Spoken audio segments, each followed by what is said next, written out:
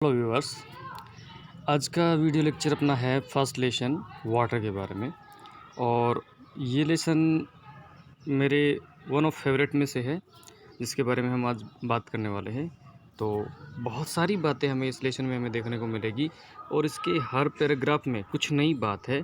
बहुत ही साइंटिफिक तरीके से इसमें बात करी गई है और इंटरेस्टिंग भी है। इंटरेस्टिंग होने के साथ साथ इसमें एक ख़ास बात ये रहेगी अपने लिए कि इस लेसन में जो बातें करी गई है बहुत ही फैक्चुअल है और साथ ही साथ अ, इनको अप्लाई कर सकते हैं। ये रही बात इसके लिए अपनी।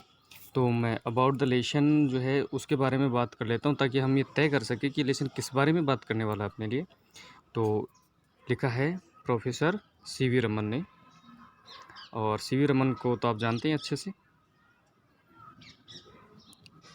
साइंटिस्ट में हैं। और इनका जो रमन प्रभाव जो है उसके लिए इनको जानते हैं।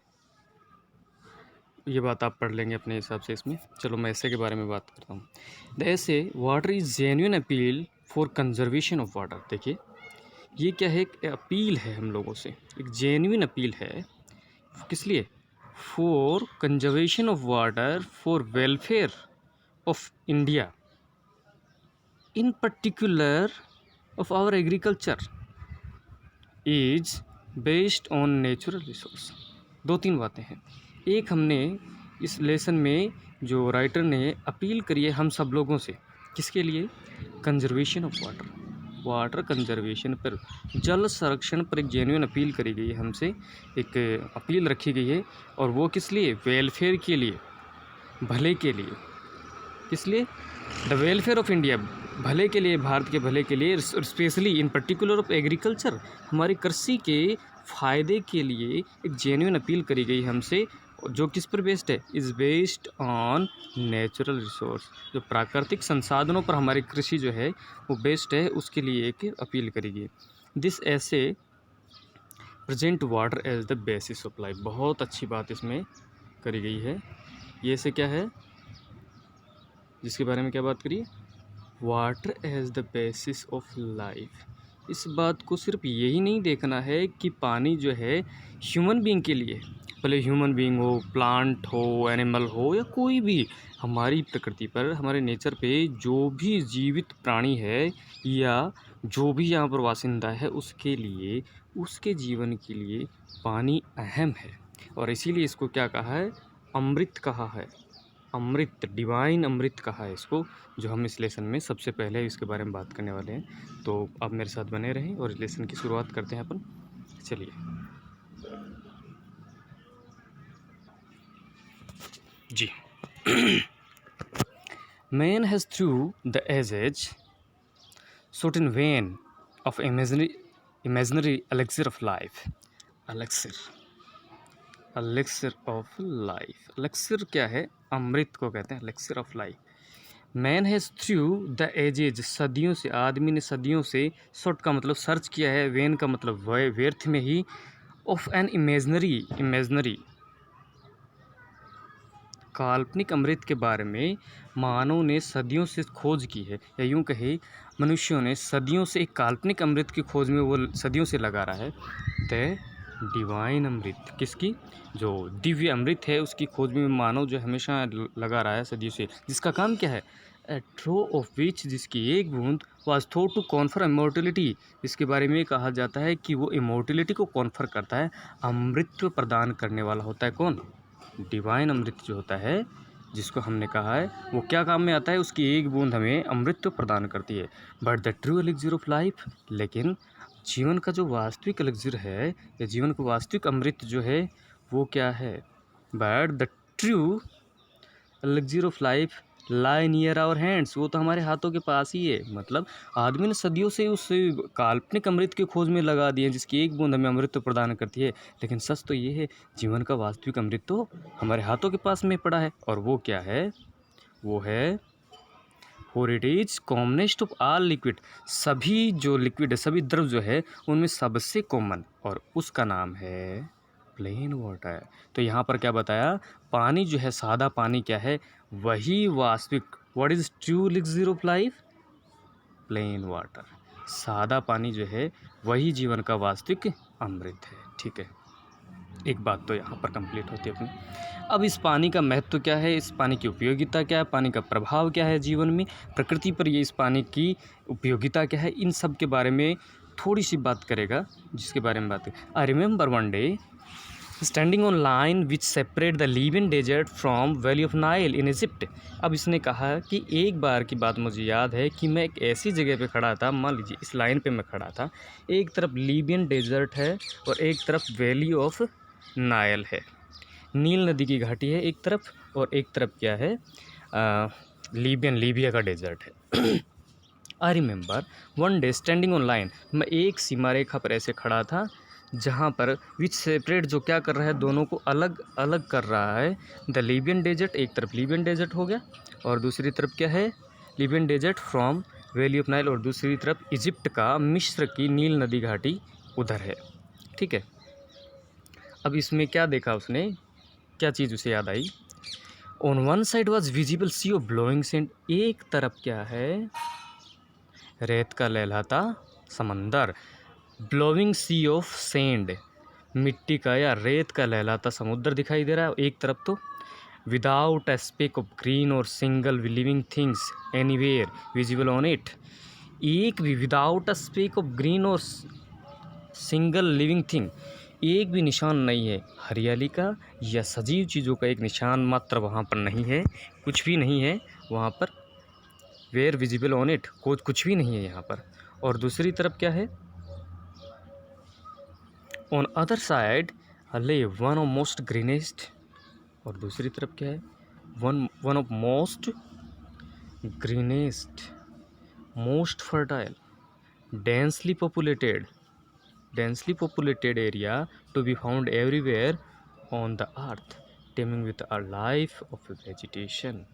क्या बताया इसमें, एक तरफ जहाँ पर हरियाली का और लिविंग थिंग का निशान मात्र नहीं है, और दूसरी तरफ क्या है, दुनिया का सबसे ग्रीनेस्ट, सबसे हरा भरा, मोस्ट फर्टाइल, सबसे उपजाऊ, एंड डेंसली पॉपुलेटेड एरिया, और सबसे ज़्यादा घना आबादी वाला क्षेत्र, टू बी फाउंड एवरीवेयर, सब जगह पाया जाता है, ऑन द अर्थ, इस धरती पे सबसे ज़्यादा हरा भरा, धरती का सबसे ज़्यादा उपजाऊ, और धरती का सबसे ज़्यादा डेंसली पॉपुलेटेड या कहे घनी आबादी वाला जो क्षेत्र है वो देखने को मिलता है, teeming with life and vegetation, जहाँ पर जीवन दिखता है, वेजिटेशन जो है, वनस्पति है, वहाँ पर पाई जाती है।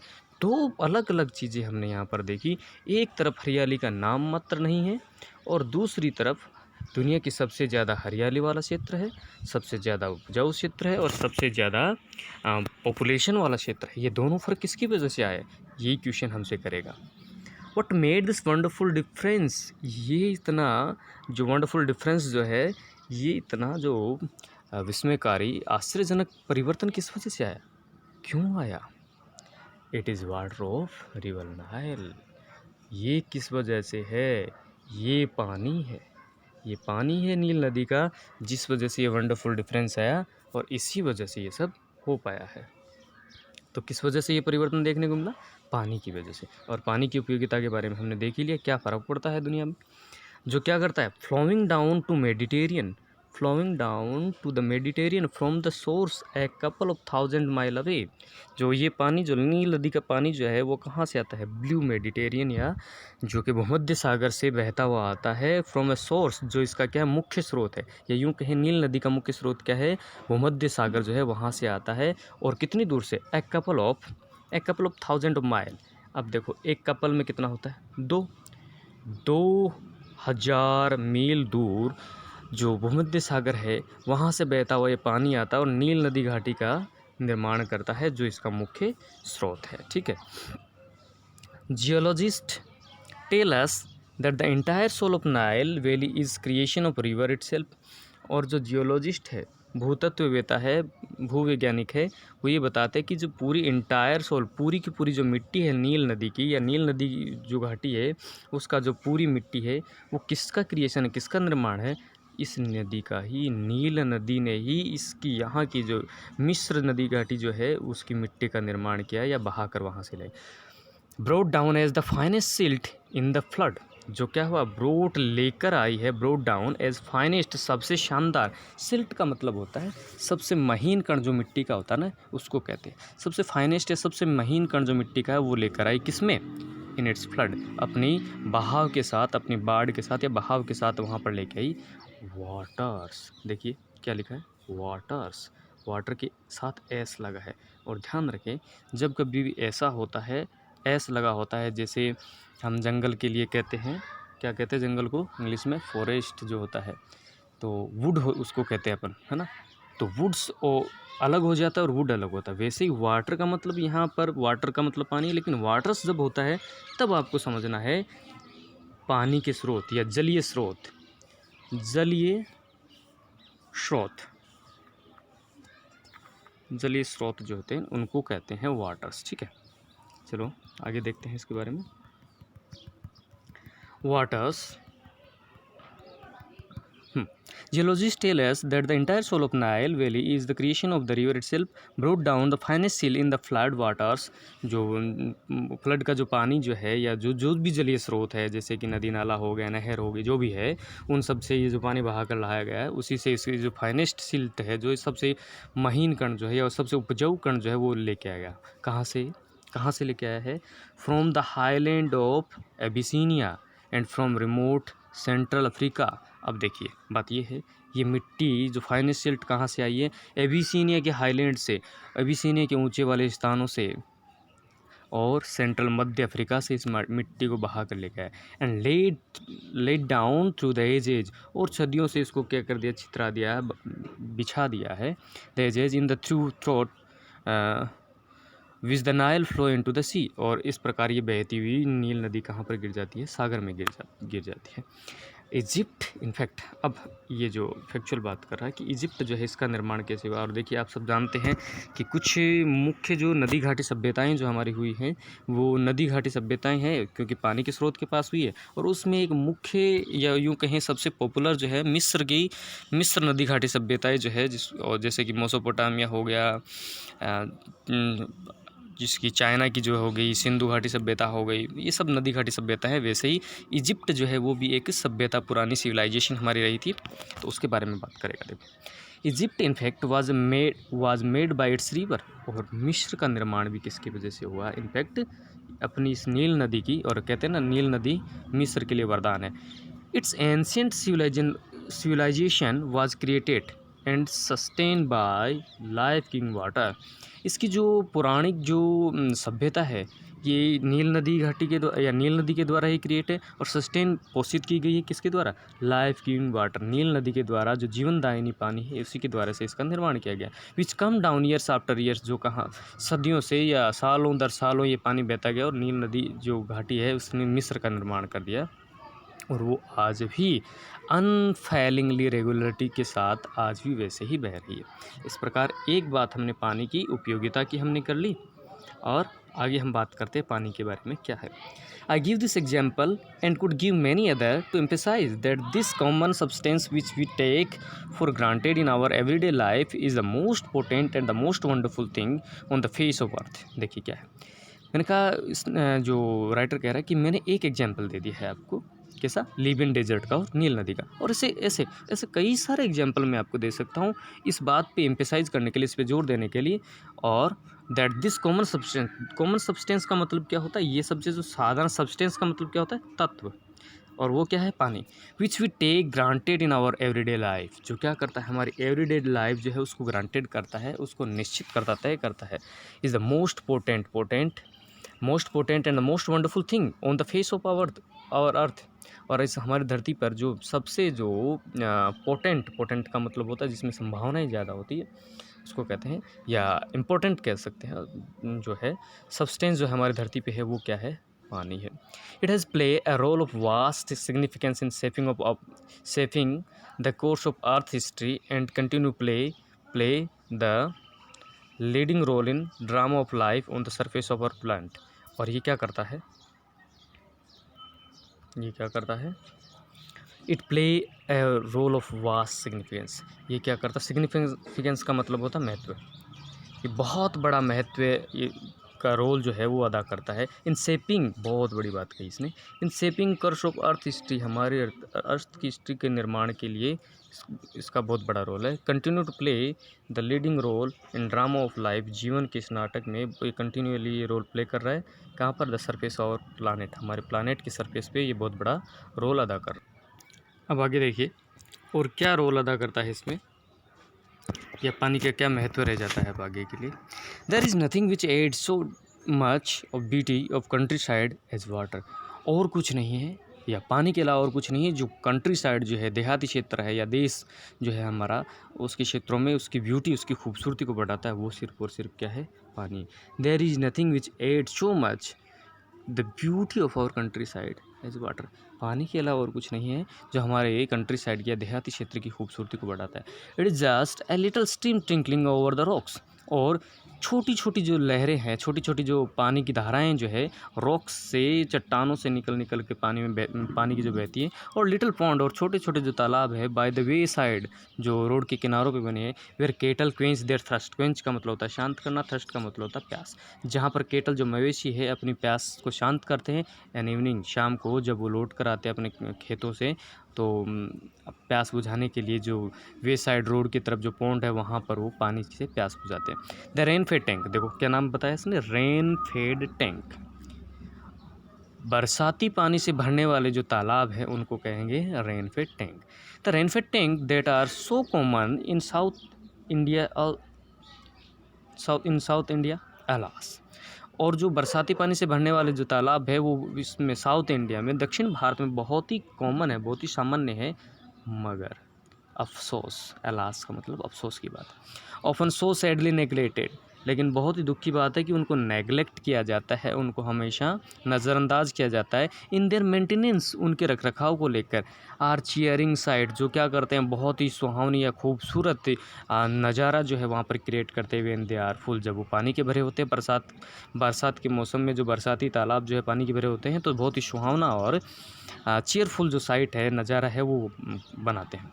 दे आर ऑफकोर्स सॉलो, हालांकि ऑफकोर्स वो क्या होते हैं, सॉलो होते हैं, छिछले होते हैं, but this is less evident since the water is silt laden, जब ये पानी सिल्ट लिडन होता है तो हमें पता नहीं चलता उसकी। लेस एविडेंट का मतलब होता है we are not capable to guess, कि ये कितना गहरा है इसके बारे में हम अंदाज़ा नहीं लगा सकते, ठीक है। Since the water is silt laden, जब ये वाटर पानी जो होता है सिल्ट लिडन होता है, या यूँ कहें मिट्टी, सिल्ट लिडन का मतलब है मिट्टी इसके साथ घुली रहती है, तो उसका कलर कैसा हो जाता है, मटमेला हो जाता है, और हम अंदाज़ा नहीं लगा पाते कि ये कितना गहरा है। क्यों? क्योंकि उसके आर पार नहीं देखा जा सकता, वो ट्रांसपेरेंट नहीं होता, इसलिए हमें अंदाज़ा नहीं है। हालांकि वो कैसे होते हैं, छिछले होते हैं। एंड थ्रू द लाइट वेक, और उसके अंदर से पानी जो है, उसकी रोशनी जो है वो नहीं जाने की वजह से हमें नहीं पता चलता। And the bottom doesn't therefore show up, और इस वजह से इसका बॉटम दिखाई नहीं देता, तो हमें पता नहीं चलता। These tank play a vital role in South Indian agriculture, ऐसे ही रेनफेड टैंक जो है वो क्या करते हैं, साउथ इंडियन एग्रीकल्चर, दक्षिण भारतीय कृषि में बहुत बड़ा रोल अदा करते हैं। और क्या करते हैं, चलो इसके बारे में ये आगे हमसे चर्चा करने वाले हैं। और ये आपको ध्यान रखने की बात है कि जो रेनफेड टैंक जो है उनका क्या महत्व है हमारी इंडियन एग्रीकल्चर में या साउथ इंडियन एग्रीकल्चर में। देखिए एक एग्जांपल के तौर पे हमें समझाता है। In Mysore for example much of the rice is grown in them, Mysore में अधिकतर जो चावल उगाए जाते हैं ऐसे ही रेनफेड टैंक में उगाए जाते हैं। अब आप समझेंगे कि यार ये तालाब में कैसे उगाए जाते हैं, क्योंकि ये तालाब छिछले हैं और हमेशा पानी से भरे रहते हैं, और चावल की खेती के लिए पानी की बहुलता का होना बहुत ज़रूरी है, इसलिए इन छिछले तालाबों में क्या करते हैं, चावल की खेती की जाती है। और ये जो बरसाती पानी से जो तालाब भर जाते हैं उनके साथ ही ऐसा है। Some of these tanks are surprising large, और इनमें से कई तालाब तो बहुत ही अविश्वसनीय रूप से बड़े होते हैं। And it is a beautiful sight to see the sunrise और sunset over one of them, और कई तो इतने बड़े होते हैं कि सुबह के टाइम पे जब हम सनराइज हो रहा होता है या सनसेट हो रहा होता है शाम के समय, तो तब वहाँ का जो नज़ारा हम देखें, ब्यूटीफुल साइट, जब तब हम उनका नज़ारा देखें तो बहुत शानदार होता है, बहुत ही मनमोहक होता है।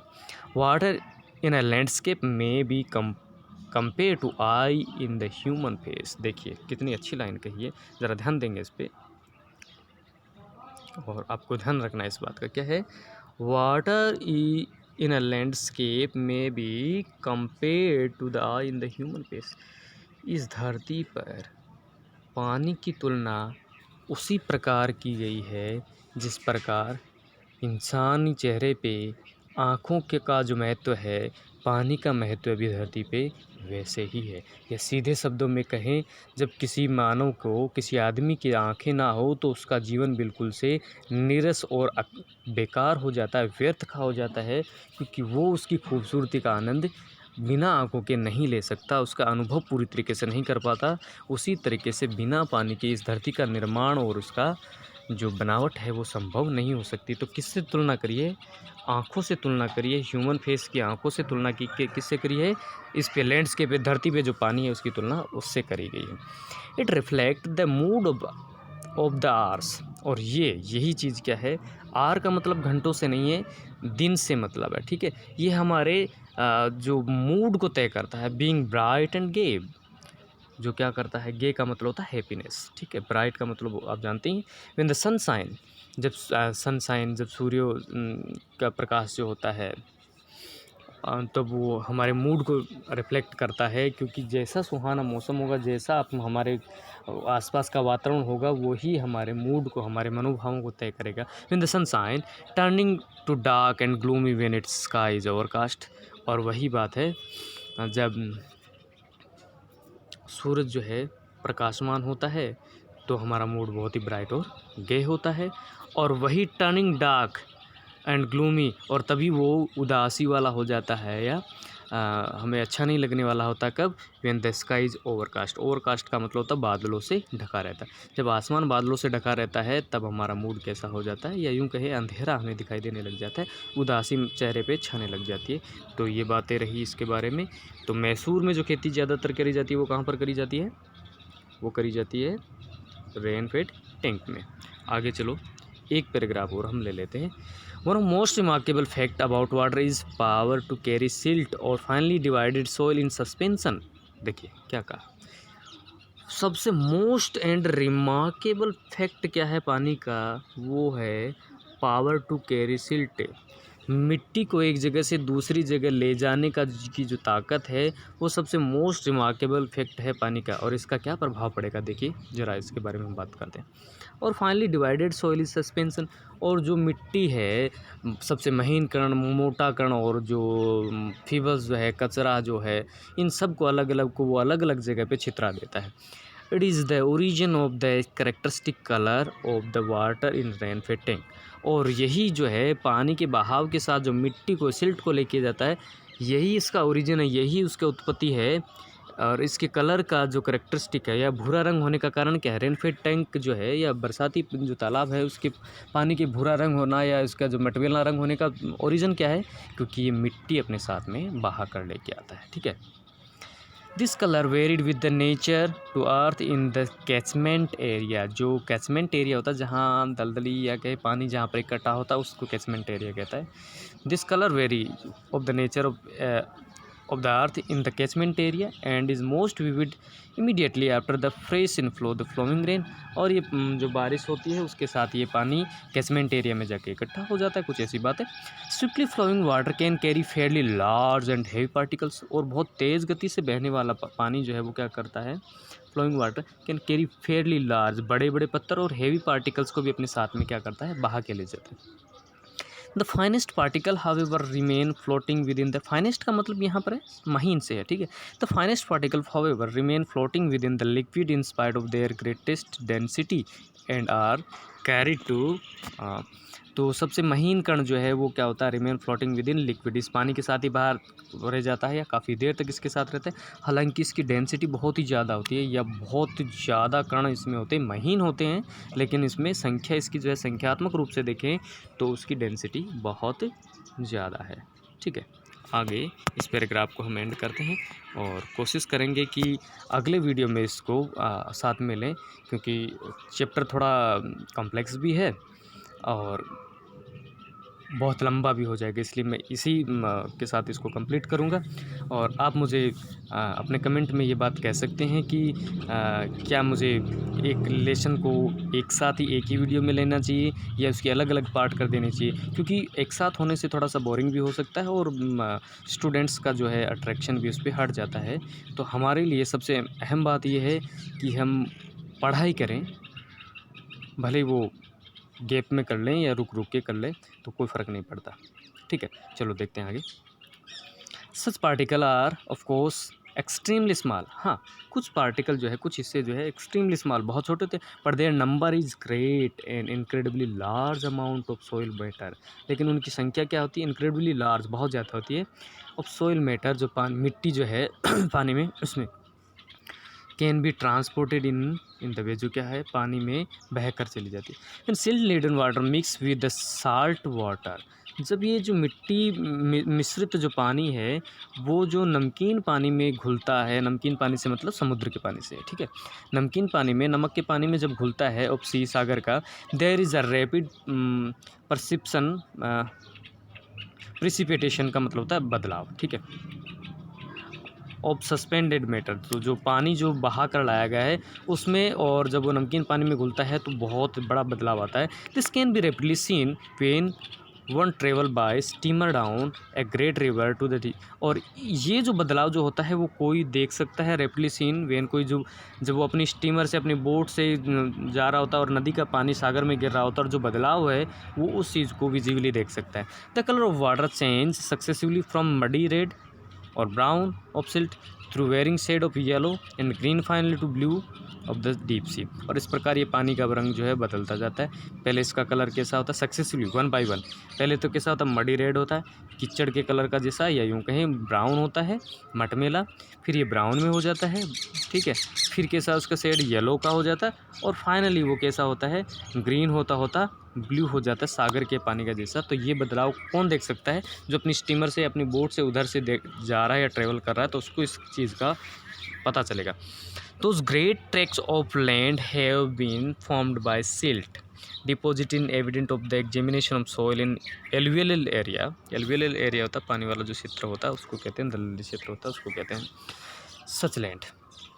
और ये जो पानी है, ग्रेट ट्रैक्स, निशान को कहते हैं, of land have been formed, और ये पानी आने की वजह से जो पानी जिधर से बह रहा है वहाँ पर एक ट्रैक बन जाते, बड़े बड़े निशान बन जाते, फॉर्म्ड का मतलब था निर्मित हो जाते, by silt, thus deposit in evident, और ये एविडेंट के तौर पे बन जाते हैं। On the examination of the soil is alluvial area, जो पानी का बहाव वाला जो क्षेत्र है वहाँ पर ये, इसको एग्जामिन करने पर हमें पता चलता है। Such land consisting as it does the finely divided matter is usually very fertile. और इस प्रकार ये जो सस्पेंडेड जो मैटर जो है वहाँ पर डाला गया है वो जो है कैसा होता है? वेरी फर्टाइल होता है। वो मिट्टी बहुत ही उपजाऊ होती है। क्यों? क्योंकि सबसे ऊपरी जो पानी मिट्टी जो है उसको बहा कर ले आया गया है, और वो क्या है, वो वहाँ पर क्या करता है, सबसे जो उपजाऊ भाग जो है उसको बहा कर ले आता है, इसलिए वो सबसे ज़्यादा फर्टाइल होता है। तो आज का वीडियो लेक्चर हम इतना ही रखेंगे, क्योंकि बहुत बड़ा हो जाने पे ये थोड़ा सा बोरिंग हो सकता है। तो उम्मीद करूँगा कि आपको पसंद आया है, और कमेंट करके मेरे को ज़रूर बताएं कि मुझे एक वीडियो लेक्चर लंबा रखना है या उसको पार्ट में करना है, ये ज़रूर आप मुझे बताएं। वीडियो को लाइक करें, सब्सक्राइब करें, कमेंट करें और अपनी राय ज़रूर दें। Thank you.